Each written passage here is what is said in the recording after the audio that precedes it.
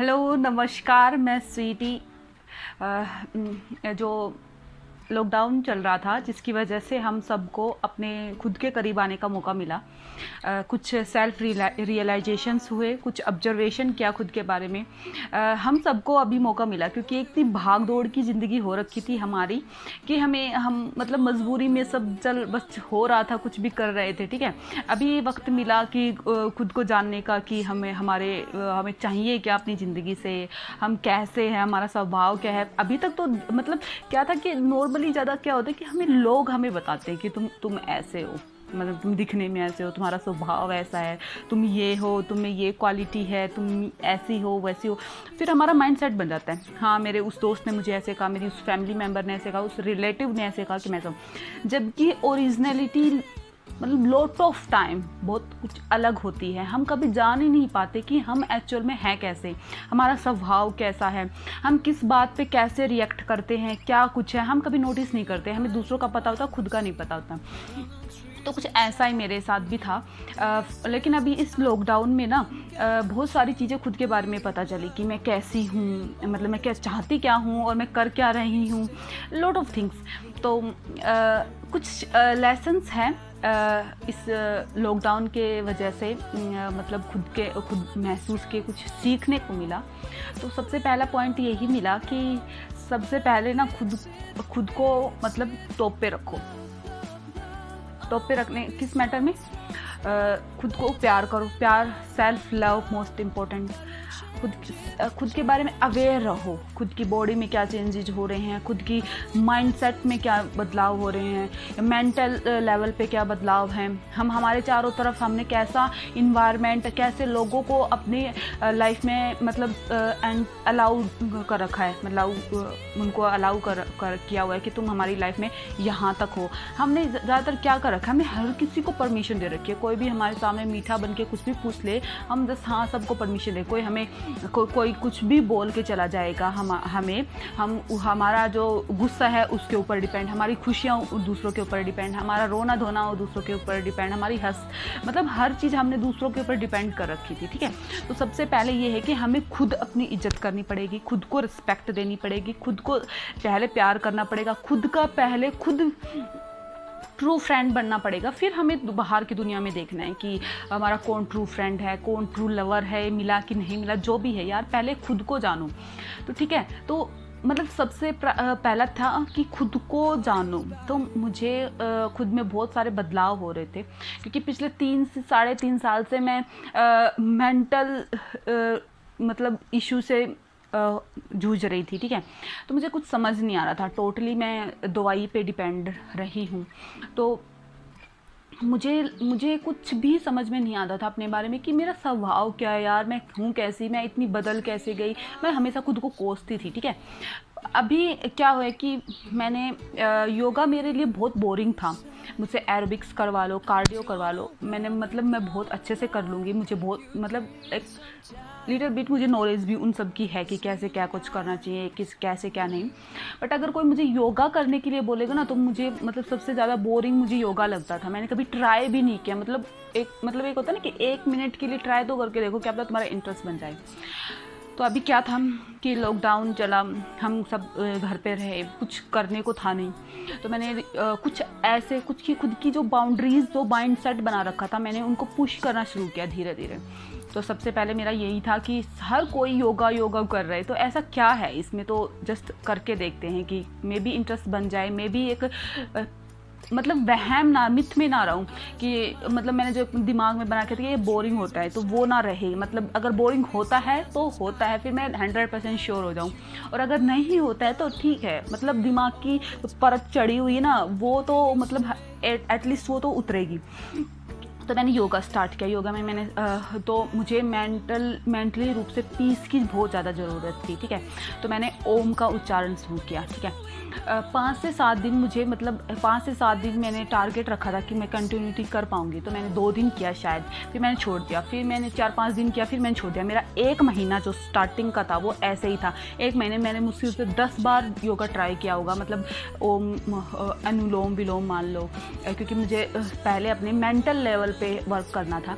तो ओम का उच्चारण हो गया, अनुलोम विलोम हो गया, वृजासन में बैठना हो गया, मेडिटेट करना हो गया, मतलब ब्रीदिंग पे फोकस करना हो गया। मतलब ये कुछ थे छोटी मतलब मैंने इनसे ही शुरुआत की थी। तो मेरा नहीं हो पा रहा था कि मुझसे नहीं होता, मतलब ये सच में ही है ऐसा है। बट फिर मतलब फैमिली में सब कर रहे थे, तो कुछ 2-3 मेरे दोस्त ऐसे हैं जो मुझे 2400 घंटे मोटिवेट करते रहते हैं हर फील्ड में।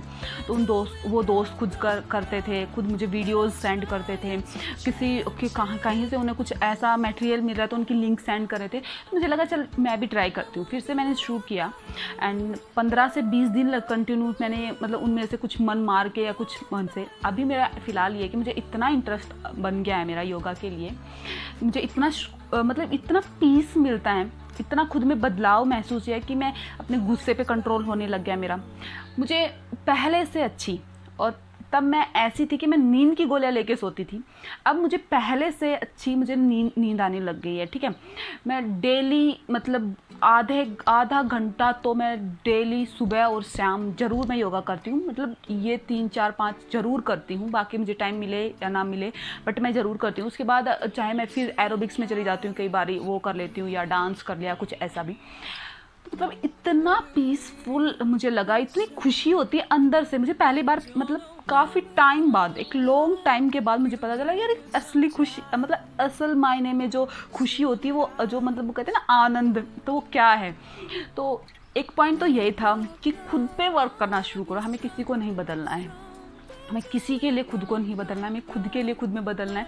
अगर हमारी कुछ वीकनेस है, अगर हमें कुछ नेगेटिविटी है तो हमें उन पे वर्क करना है खुद के लिए। बाकी सब कुछ वैसा ही रहेगा, बट हमारा नज़रिया बदल जाएगा चीज़ों को देखने का। तो मेरा पहला पॉइंट यही था कि खुद पर वर्क करो।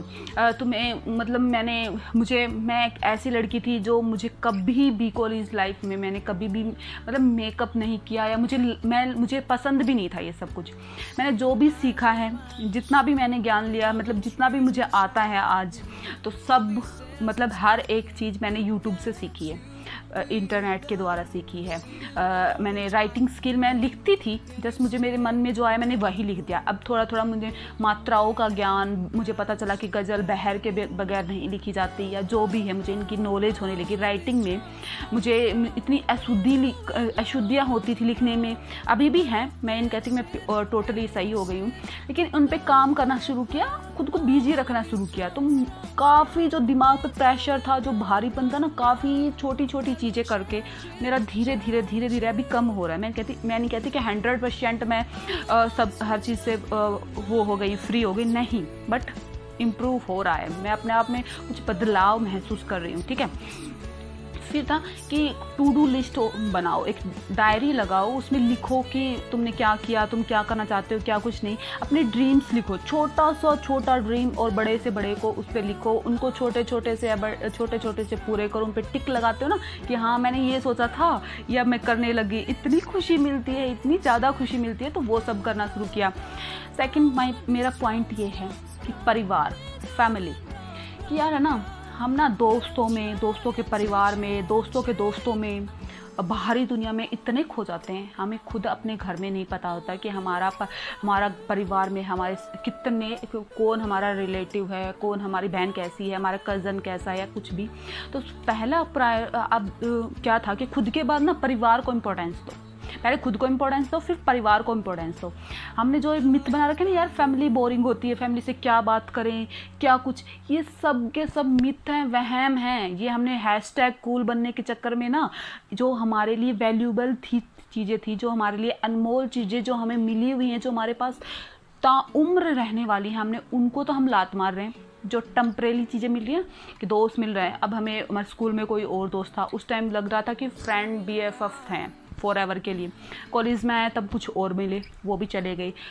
PG लेवल पे आए, वो मिले, वो भी चले गए। आगे जब बढ़ेंगे तो वो मिलेंगे, वो भी चले जाएंगे। कुछ उनमें से 1 या 2 या 3 हद है, कुछ 1, 2, 3 या 4 बंदों में से हमारे कॉन्टैक्ट में रहते हैं हमसे।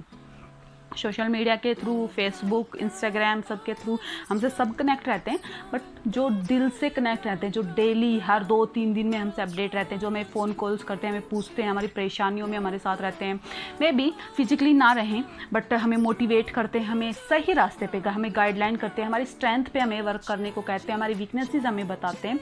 वो हर बार को हर चीज़ को यस यस नहीं बोलते, हर चीज़ को नो नो भी नहीं बोलते हैं, ठीक है।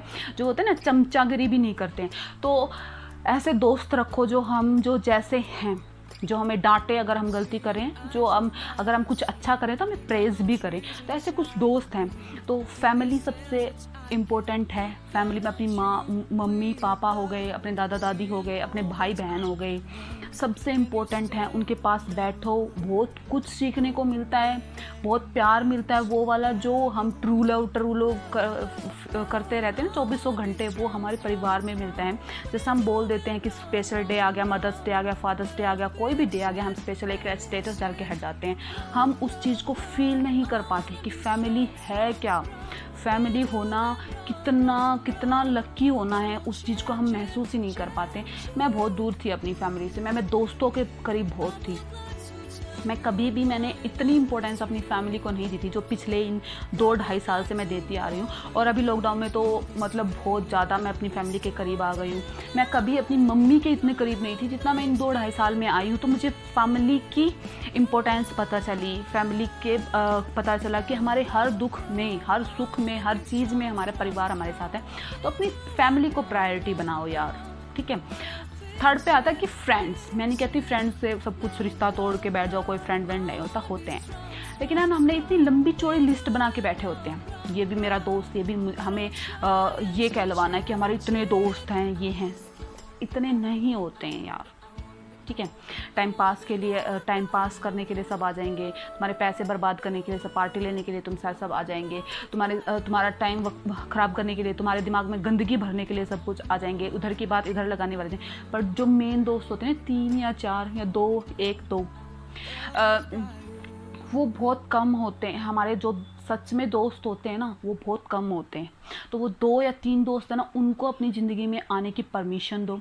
जो तुम्हें हर बात पे तुम्हें गलत हो तो तुम्हें गलत कह रहे हैं, तुम्हारे सही होने पे तुम्हारी तारीफ़ भी कर रहे हैं, तुम्हें डेली मोटिवेट करते हैं जब भी तुम्हें मोटिवेशन की ज़रूरत पड़ती है, जब भी तुम्हें किसी अपने की फैमिली के बाद किसी की ज़रूरत पड़ती है, तुम्हें एडवाइस लेने की, तुम्हें सही सलाह देते हैं। तो उन 2-3 दोस्तों को रखो अपनी ज़िंदगी। बाकी जो सोशल मीडिया है ना, जो सोशल मीडिया पे भरे पड़े हैं, उनको सिर्फ सोशल मीडिया तक ही रखो, उनकी अपनी लाइफ में मत आने दो प्लीज़। इससे भी ज़िंदगी में ना आधी से ज़्यादा समस्याएं हमारी ख़त्म हो जाएंगी, ठीक है। फिर आता है कि हमारे पास होता है कि खुद एक्सेप्ट करो, हर चीज़ को एक्सेप्ट करना सीखो। मैं नहीं कहती कि कुछ गलत हो रहा है उसको एक्सेप्ट करो, नहीं। हमारे चारों तरफ जो चीज़ें हैं, हम ना खुद को बदलने की कोशिश नहीं करते। हमें कहते ना, एक चीज़ होती, एक वो है लाइन की, इंसान को सब कुछ मिल जाता है सिवाय खुद की गलती के।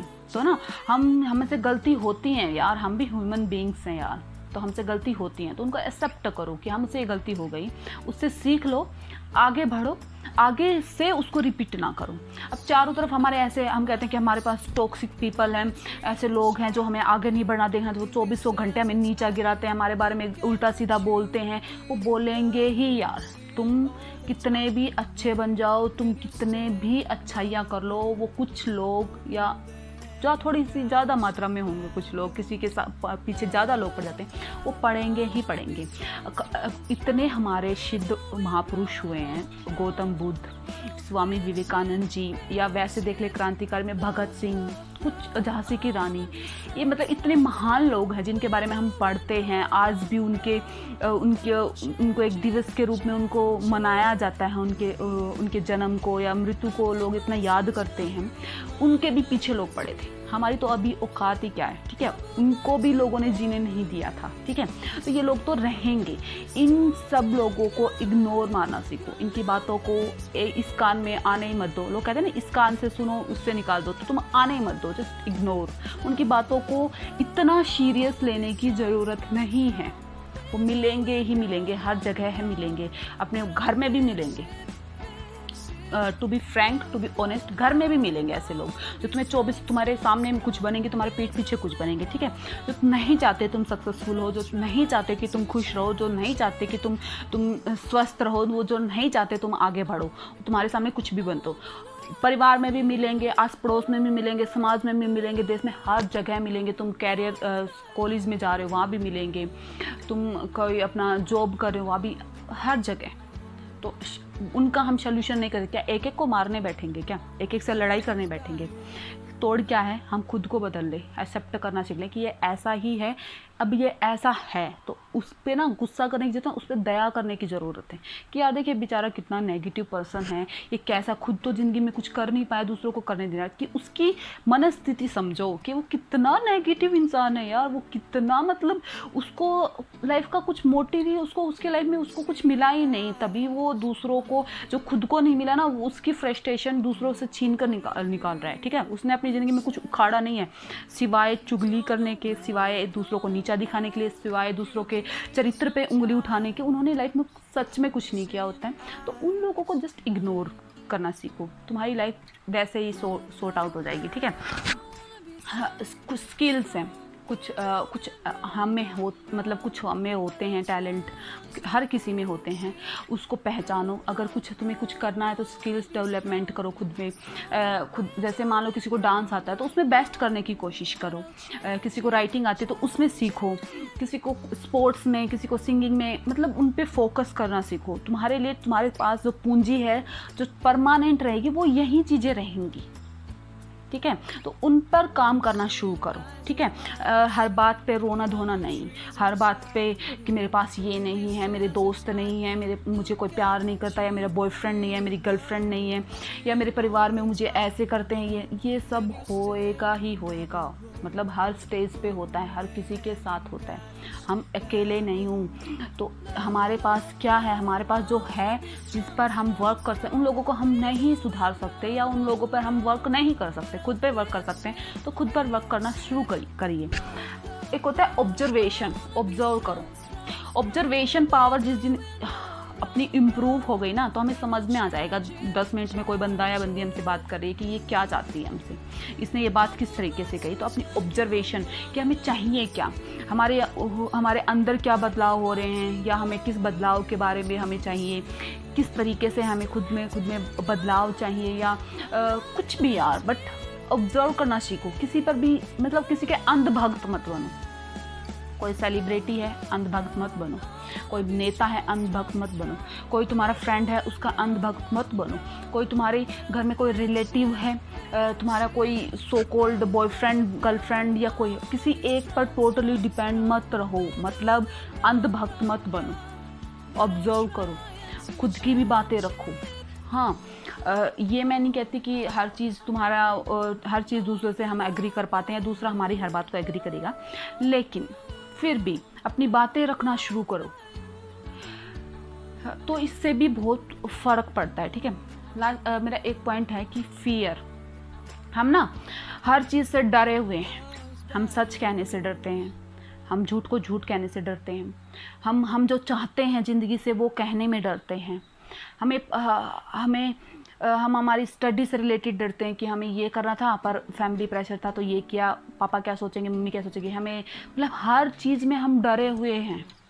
उस डर से खुद को मुक्त करो, और उस डर से खुद को अपनी में सिंपल सा फंडा है यार, बस अपनी बातें रखना शुरू कर दो। किसी को अच्छा लगे उनके ऊपर है, किसी को बुरा लगे उनके ऊपर है, बस अपनी पोलाइटली अपनी बातें रखना सीखो कि मैं ये बात ऐसे कह रहा हूँ, मुझे ये बात ऐसी लग रही है, जो भी है, या कैरियर वाइज, जॉब वाइज, शादी से रिलेटेड, दोस्तों में कोई बात हो रही उससे रिलेटेड, सच को सच कहना सीखो, ठीक है। एक उम्र से रिलेटेड मत करो कि ये उम्र का आदमी है, हमसे बड़ा है, इसको वो है। ऐसे लोग होते 70 प्लस हो जाते हैं, वो इतने इमेच्योर पर्सन होते हैं, उनकी बुद्धि इतनी भ्रष्ट होती है, ठीक है। तो अब इस वजह से उनके सामने नहीं बोलोगे कि आप गलत हो क्योंकि ये बड़े हैं उम्र में, ये इनकी उम्र बड़ी है, इनका एक्सपीरियंस बड़ा होगा। नहीं, एक छोटा सा बच्चा, 5 साल का बच्चा भी हमें बहुत बड़ी सीख दे सकता है, एक 70 साल का इंसान हमें नहीं दे सकता, वो हमें गलत राह दे सकता है, ठीक है। तो ये आप उम्र के हिसाब से किसी के के साथ एग्रीमेंट मत बिठाओ, या उम्र के हिसाब से किसी से एक्सेप्ट मत करो। उसने इतने बड़े इंसान ने कहा तो सही कहा होगा नहीं। और यहाँ ऑब्जर्वेशन पावर काम आएगी, यहाँ तुम्हारा खुद की समझ, तुम्हारी आत्मा से जो निकलेगा वो आएगा, ठीक है, वो काम आएगा। मतलब जो मिथ हमने दिमागी रूप से बना रखे हैं ना यार, उनको तोड़ने की कोशिश करो। हमें दुनिया के मिथ तोड़ने की हमें कोई ज़रूरत ही नहीं है। हमें खुद की जो मिथ हमने हमारे लेवल पे बना रखे हैं, हमारे दिमागी लेवल पे, हमें खुद पर वर्क करने की बहुत ज़्यादा ज़रूरत है। बाद में हम परिवार या देश या जो हम समाज के लिए खड़े हो जाते हैं सीना तान के 2 मिनट में, ये सब हमें खुद के लेवल पे काम करने की ज़रूरत है, ठीक है। तो ये सब है। क्या होता है कि है ना, एक ये है कि जैसे मैंने अभी बोला था कि डर को भगाने की ज़रूरत है। सच्चे हो जाओ। सच्चे मतलब जो डर और सच क्या है, मतलब जो जैसा है उसको वैसा एक्सेप्ट करो, जो जैसा है उसको वैसा बोलो। किसी को बुरा लगे, किसी को अच्छा लगे, वो अकेले पे छोड़ दो। तुम अपना काम पूरी ईमानदारी से कर लो। सच बोलना सीखो, सच बोलो। जो भी बोलना है अपने आप को, मैंने खुद पे वर्क करना शुरू कर दिया। मुझे जो किसी के लिए फीलिंग होती है मैं जस्ट बोल देती हूँ। किसी को हर्ट हो, तुम्हारी प्रॉब्लम है यार, मुझे तुम्हारे बारे में ऐसा लग रहा है। हाँ, एक पॉइंट हो सकता है, मे बी हम किसी बंदे को फर्स्ट या सेकंड या थर्ड टाइम तक मे बी हम उसको मिसअंडरस्टैंड कर सकते हैं। तो वो धीरे धीरे टाइम के हिसाब से आप उनको आपने जो आपके दिमाग में किसी के लिए जो माइंडसेट बनाया, आप उसको क्वेश्चन करते रहो कि सही क्या है, इसके बारे में मैंने ये सोचा है कि सच में ऐसा है या ऐसे ही है। मतलब उसको क्वेश्चन करो। अगर आपको वहाँ से यही रिजल्ट मिलता है तो आप जस्ट कि हाँ भाई, मेरे को तुम्हारा ये वाला चीज़ अच्छी नहीं लगती, मुझे तुम ऐसे लगते हो, तो हो। मतलब पहले मैं लोगों को इतना मतलब चढ़ा के रखती थी कि तुम ऐसी हो वैसी हो, लोगों को आदत हो गई थी झूठी तारीफ़ की, ये सब। अब मैं सच बोल रही हूँ ना, मैं सच बोलती हूँ कि मैंने ना अभी मैंने जब से मैंने बीच में पहले मैं बोल ही देती हूँ, मैंने मतलब स्पिरिचुअलिटी को अपनाया। मैं एक ऐसी लड़की थी जो भगवान को गालियाँ देती थी, ठीक है। मुझे नहीं लगता था कि भगवान कुछ होते हैं, ठीक है, मेरे ग्रेजुएशन लेवल तक, ठीक है। अब मैं मुझे अब फिर धीरे धीरे लाइफ में कुछ ऐसी चीज़ आई, कुछ डाउन फेज़ आया पूरी फैमिली के लिए, घर में जो भी हुआ, तो मुझे धीरे धीरे सब कुछ मतलब धीरे धीरे मैं भगवान के करीब, स्पिरिचुअलिटी के करीब आई। तो धीरे धीरे जैसे ही मैं आई ना, आज मैं इतनी पीसफुल फील करती हूँ, अपने आप को इतना मोटिवेट फील करती हूँ जब मैं सदगुरु को सुनती हूँ, कभी जब मैं मुरारी बापू को सुनती हूँ मोटिवेशन के लिए, और मुझे संदीप माहेश्वरी सर को सुनती हूँ, रणवीर सर हैं जो बियर बाई से यूट्यूब चैनल से एक यूट्यूबर हैं, उनको सुनती हूँ। मतलब उनके जो भी वो गेस्ट बुलाते हैं अपने चैनल पे, जो भी उनसे वहाँ से मोटिवेशन मिलता है, उनसे मोटिवेशन मिलता है। तो वो सब का तोड़ पता है क्या है, वो सब ना स्पिरिचुअलिटी से रिलेटेड ही बातें करते हैं, ठीक है। उन्होंने स्पिरिचुअलिटी को ही बेस बनाया हुआ है अपनी ज़िंदगी में, ठीक है। और हम सब लोग अपनी संस्कृति को छोड़ के भाग रहे हैं, ठीक है। अभी लोग ना मेडिटेशन कर रहे हैं कि मेडिटेशन करना चाहिए। वो हमारे गौतम बुद्ध हुए, स्वामी विवेकानंद जी हुए, इन सब ने पहले से ही मेडिटेशन को, ध्यान को बता के चले गए थे। ध्यान के रास्ते पे चल के उन्होंने अब इतना बड़ा मुकाम हासिल किया है। हम सब क्या, हमारी कमजोरी पता है क्या, हम भारतीय क्या है, हम हिंदुस्तानी क्या है, कि अगर कोई अंग्रेज़ आके बात बोलेगा ना तो हम एक्सेप्ट कर लेंगे कि हाँ अंग्रेज़ ने बोली है तो उसने तो सही बोली होगी, ठीक है। अंग्रेज़ ने बोली है ना तो हम एक्सेप्ट करेंगे। अंग्रेज़ ने अगर आज जो अंग्रेज़ आज सनातन धर्म को अपना रहे हैं, जो मेडिटेशन कर रहे हैं, हम उन्हीं की वीडियो देख कर मेडिटेशन कर रहे हैं, जबकि हम हमारे हिंदुस्तानियों की वीडियो नहीं देखते हैं। क्यों? और जबकि असलियत पता है क्या, वो हमसे ही सीख के गए हैं। हमारे ही देश के जो महान पुरुष हुए उनसे सीख के उन्होंने अपने देश में ये सब कुछ किया। वो फिर वहाँ हमारे देश से सीख कर वो अपने वहाँ जाके वीडियो बना रहे हैं या वहाँ पर क्लासेस ले रहे हैं या वो, और हम उनकी क्लासेस ज्वाइन कर रहे हैं। जबकि प्योरिटी, ओरिजिनलिटी हमारे देश में है, बट हमें अंग्रेज़ों को फॉलो करना है, हमें वेस्टर्न को फॉलो करना है। वो अब मेडिटेशन कर रहे हैं तो हम मेडिटेशन में आ गए, वो ओम उच्चारण कर रहे हैं, वो अब कथा सुन रहे हैं तो हम भी सुनेंगे। हमारे देश में जो चीज़ें थी ना, हम खुद ने उनको ठोकर मारी है, ठीक है, पहले से। अब हम अपना रहे हैं, ठीक है, क्योंकि कुछ अंग्रेज या कुछ हमारे बॉलीवुड हैशटैग मतलब सुपरस्टार जो वो सेलिब्रिटीज़ अपना रहे हैं, वो भी क्या कहते हैं, वो हमारे देश में रह के हमारी देश की बुराई करते हैं। और हमारे देश का जो दिया हुआ है, मेडिटेशन हुआ, हमारे देश की संस्कृति हुई, हमारे देश की जो भी हमारे देश में जो भी बना कुछ भी है, उसको वो कहते हैं कि गलत है, और वही यहीं से उठा के वो अंग्रेज़ वेस्टर्न में लेके गए, वो अब उसको लिपा पोती करके परोस रहे हैं, तो वो सब उसको अपना रहे हैं। ठीक है, तो मतलब इनको तो प्लीज़ मतलब किसी भी सेलिब्रिटी को या इनको प्लीज़ अपना आइडियल मत बनाओ। इन्होंने घंटा स्ट्रगल किया हुआ होता है, इन्होंने घंटा, इनको पता होता है, इन्हें अपने देश की झंडियाँ उड़ानी होती हैं, दूसरों की तारीफ़ करनी होती हैं। ठीक है, तो प्लीज़ ऐसे अपनी दिमागी लेवल पे खुद को खोलो यार। देखो कि कोई अगर मेडिटेशन की आज बात हो रही है तो इसके ये ओरिजिन कहाँ से है, हमारे देश से है, हमारे देश ने सब कुछ सबको दिया है। ठीक है, पर हम अब अंग्रेज़ लोग कर रहे हैं, अपने यूट्यूब पे डाल रहे हैं या कहीं भी वीडियोस की तरह क्लासेस ले रहे हैं, तो हम ये बड़े बड़े लोग घूमने जा रहे हैं, वहाँ पर मेडिटेशन ये ऐसे करवाया जाता है, वहाँ अच्छा होता है, वहाँ मेडिटेशन क्लास ले रहे थे, वहाँ हम अध्यात्म सीखने गए थे अंग्रेज़ों के यहाँ, मतलब वहाँ अध्यात्म सीखने गए थे, वहाँ सनातन धर्म को अपनाने गए थे, यहाँ जहाँ है वहाँ नहीं, वहाँ से अपना के गए थे। फिर आके प्रेस कॉन्फ्रेंस करेंगे, वहाँ बताएंगे हम उस देश में गए, वहाँ पर मैंने इतने साल वो क्या। अपने देश की संस्कृति से प्यार करना सीखिए। मैं नहीं कहती कि कुछ रीति रिवाजें हमारे देश में, मैं कहती हूँ कुछ में हैं कमियाँ, कुछ छोटी सोच के लोगों ने जो ओरिजिनल हमारा धर्म है, हमारी संस्कृति है, वो हमें बांध के नहीं रखना चाहती, वो हमें भेदभाव करना नहीं सिखाती हैं। कुछ छोटी सोच के लोगों ने, कुछ डर से भरे हुए लोगों ने, कुछ नैरो माइंडेड लोगों ने इसको तोड़ मरोड़ के ऐसा कर दिया कि लड़कियों के लिए अलग चीज़ें बन गई या रीति रिवाज बन गई। मतलब ये सब जो हम आज बुराई कह रहे हैं वो शुरू से नहीं थी, कुछ लोगों ने बनाई हैं। ठीक है, जो ओरिजिनल बुक्स हैं हमारे देश की, जो होली बुक्स हैं, उनको अगर ओरिजिनलिटी से हम पढ़ेंगे, हमने पढ़ा नहीं है, पढ़ेंगे तो हमें पता चलेगा वहाँ कहीं नहीं लिखा है जो सब कुछ आज ये कथाओं में, मतलब कुछ लोग धंधा बना रख के बैठे हैं, जो कुछ भी बोल के चले जाते हैं, तो ये सब वहाँ नहीं लिखा है। वो अपने दिमाग के लेवल पे सोचकर, अपने दिमाग की जो सूझबूझ है उस हिसाब से बोलते हैं, ना कि जो उसमें लिखा है उस हिसाब से बोलते हैं। ठीक है, तो इस वजह से हमारे धर्म से हमें, या हमारे देश से, या हमारी संस्कृति से, या हमारे रीति रिवाजों से हमें नफरत करने की ज़रूरत नहीं है, क्योंकि ओरिजिनलिटी ये नहीं है जो हमारे सामने परोसी जा रही है। अगर हम पीछे बहुत साल पीछे जाएंगे तो ऐसा कुछ नहीं है। जो सच में जो धर्मगुरु है, जो सच में हमें सनातन का जानकार है, जो सच में संस्कृति या रीति रिवाजों को, वो हमें कभी भी बांधेगा नहीं। वो हमें कभी नहीं कहेगा कि लड़कियों के लिए ये है, लड़कों के लिए ये है, ऐसा मत करो, वो ऐसा मत करो। वो बुराइयों वाली चीज़ों को वो खुद भी इनकार करेगा कि मत करो, क्योंकि ये कुछ लोगों ने बनाई हुई थी, वो लिख दिया, हम सब ने इतना मान लिया, इतना हमने दिमागी लेवल पे इतना मान लिया कि अब झूठ सच लगने लग गया, सच झूठ लगने लग गया। तो ये भी है यार, अपनी संस्कृति से प्यार करना सीखिए, अपने देश की इज्जत, अपने देश के रीति रिवाजों की इज्जत कीजिए। और ये सब चीज़ें ना, अध्यात्म ना कभी भी ना कैद करने का माध्यम नहीं है, अध्यात्म आज़ाद करने का माध्यम है। आध्यात्म हमें डर से, हमें झूठ से, हमारी हर चीज़ से हमें आज़ाद करेगा, हमारा दिमाग खोलेगा। अध्यात्म हमें सच से रूबरू करवाएगा। कभी भी अध्यात्म या कोई भी हमारी जो बुक थी, या जो हमारे जितने भी महापुरुष हुए, उन्होंने कभी भी हमें बांधने की कोशिश नहीं की। जो आजकल जो मिथ बनाए हुए हैं, जो लोग कुछ भी बोल रहे हैं, ये सब झूठ है।